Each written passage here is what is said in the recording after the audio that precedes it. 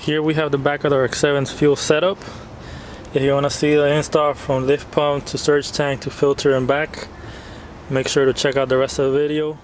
What's up guys, welcome to another video of the 2JZ FD, and today we're going to be working on fuel stuff, and we're skipping mounting the engine for now because with these mounts that I have, I decided to change my mind and I bought a welder and we're going to make a mount for it. The reason I don't like these mounts is because it spaces the subframe so much. This is what we're going to be installing today. We're going to be putting this AM320 to replace that in-tank pump. I'm going to use that as a lift pump for the surge tank. We're going to be using this radium external surge tank. It already comes with a mil-spec harness. Inside of it I have a Walbro 450, which is what I was running on my Lexus. And that should be enough to supply me a 600 plus horsepower. And then just pull out the whole hanger. Just like that, the hanger's out. Changing the fuel pump out of the hanger. And then there is a Phillips over here on the bottom, which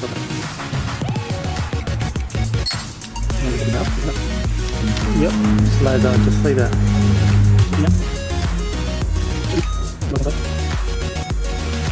Oh, I'm not satisfied with that.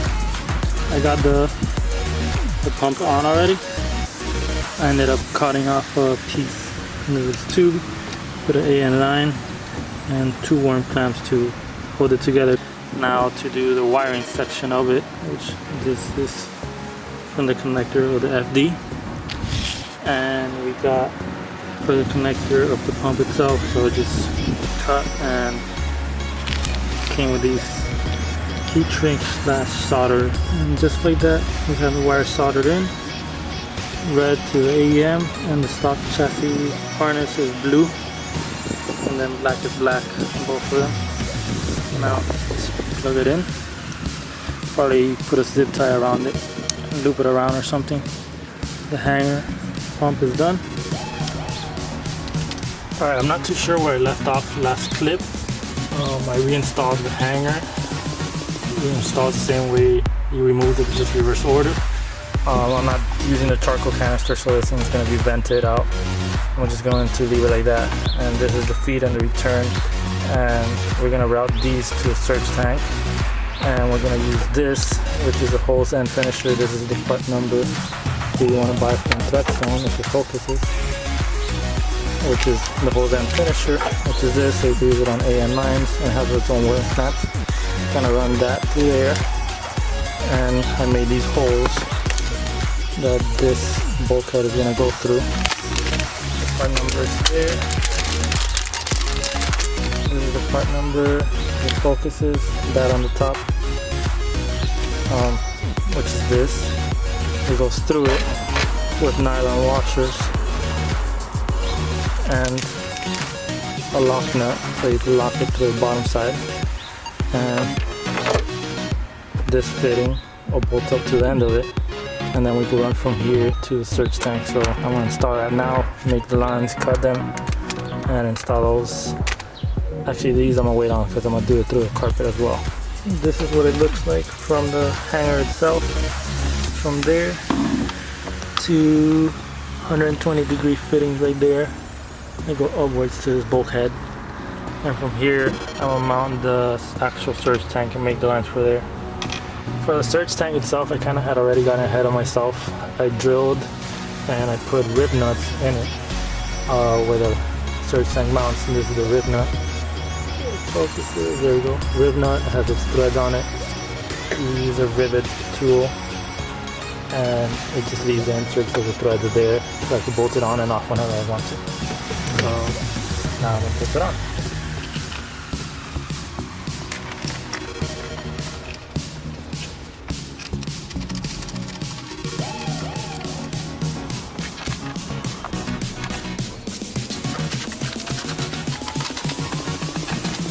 That on now, it's firmly onto the car.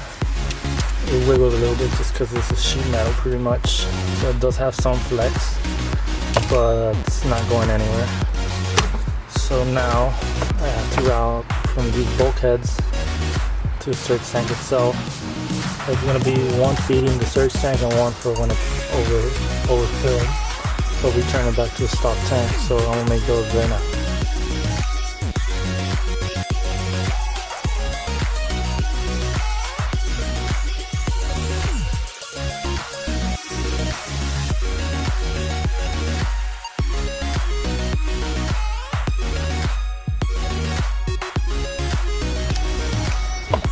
Alright, I had to do some planning out. I realized I had to clock it for the way I want to do it. And you can see the 450 there wired up.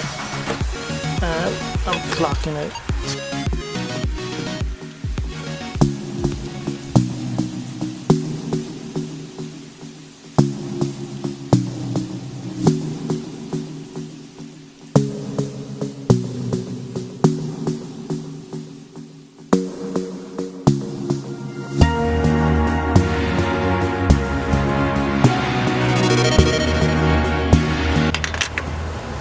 Alright, moving on. Doing this side here. This is gonna be the feed to the surge tank. I'm gonna mock that up there. And I'm gonna use a 90-degree over here. I mean a 180. So I'm gonna measure where to cut the line, more or less. So I tape up where I want to cut,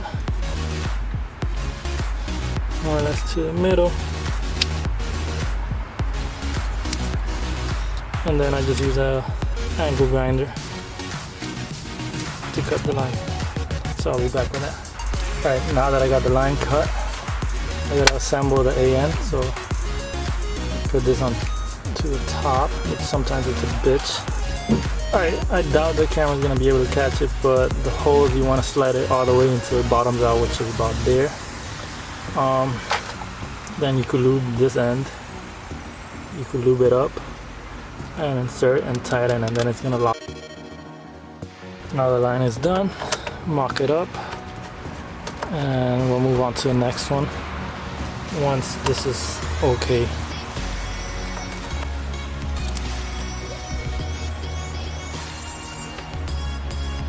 So just like that, I have one side. Now to do the one that's gonna go to the return, and pretty much same shit.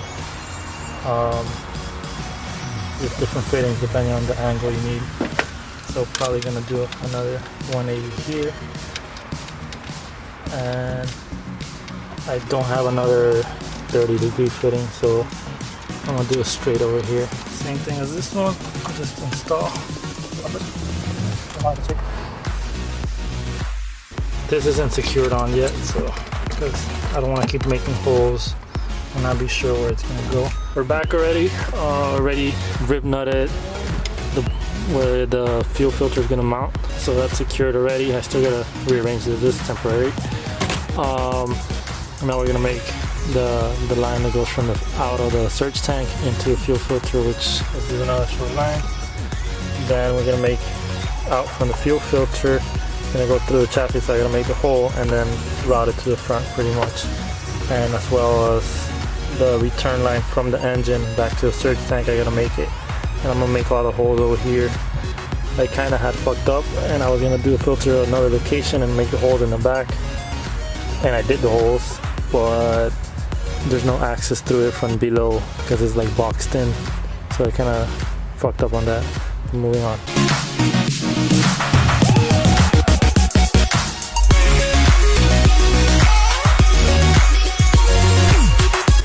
Like that, I could play with a little bit of an angle with that slack, pretty much like that. So next up I'm going to do the output of the fuel filter, make the hole over here and put the one with has the lock nut on it.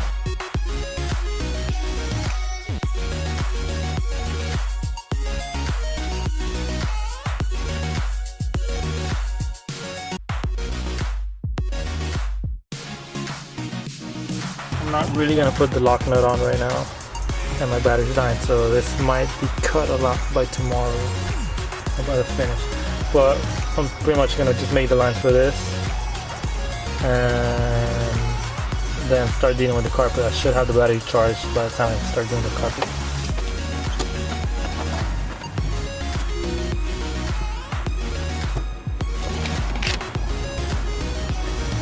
This is more or less the finished product of the surge tank. Already got the fuel filter installed as well, the whole with the carpet. I still got a vacuum, but that'll be later on. Everything's bolted up and plumbed to the bottom of the car. I plumbed it to a regulator like how it will be to on the engine, just to test for leaks and put pressure on everything. And I temporary wiring to a temporary battery. But in the future I do want to relocate the battery right here and bolt it down so everything will be in the back. Just gonna test the pumps for leaks and the hoses, and don't pay mind to this gauge because I just dropped it and it's already at 20 psi or 10 psi and it wasn't even on.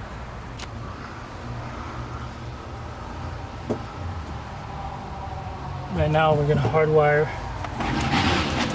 the stock fuel setup, or the stock tank.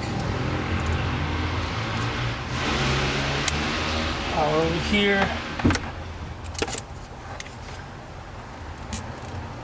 And there goes the stock, or the OEM tank. That's the AM320 running, which is not really loud. You can't even hear it. The Walbro 450.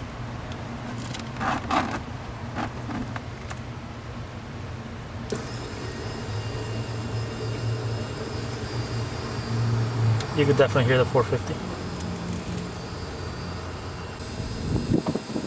So that's both pumps running.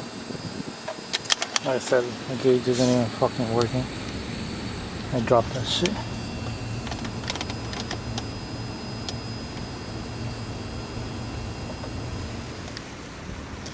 Here we have the RX7 with the radium surge tank all installed. Going through treadstone filter and lines and fittings.